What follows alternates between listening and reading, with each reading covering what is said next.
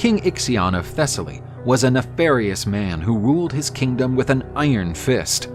In Thessaly, the best horses in Greece were bred, and only the best resided in the king's stud farm.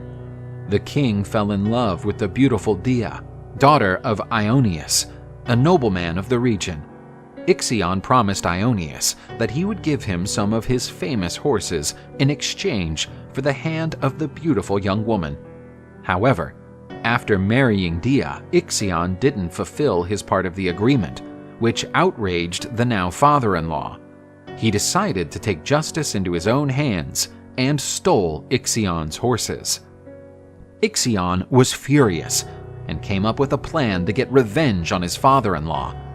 Deioneus was invited to a meeting with Ixion in his palace on the pretext of making peace. Ixion received his father-in-law cordially, but the king had a plan against his wife's father.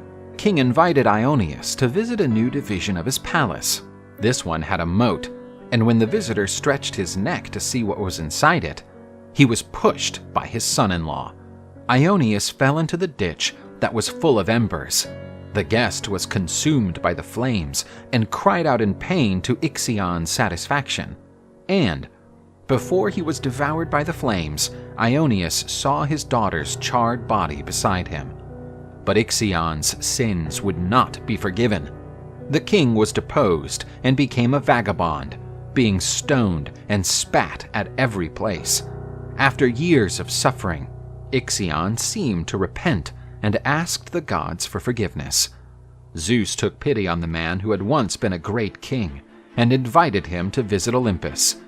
Ixion participated in celestial banquets and fraternized with Olympian deities, but his lack of character emerged again.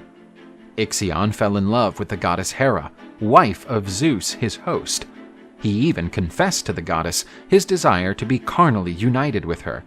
Hera rejected him and told her husband everything. Zeus did not believe that his guest would be capable of such an act.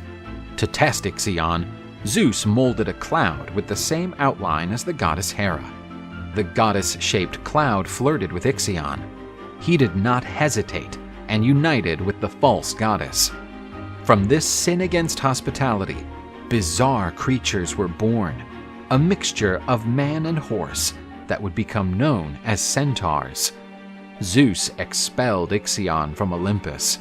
He wasn't more ruthless as he felt some empathy with Ixion. After all, as we know, the great god also struggled to contain his lust.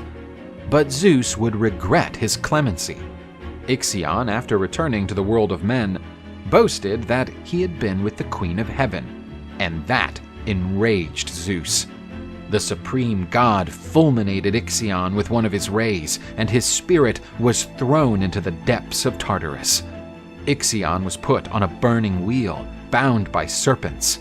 He would spend eternity burning in the spinning wheel.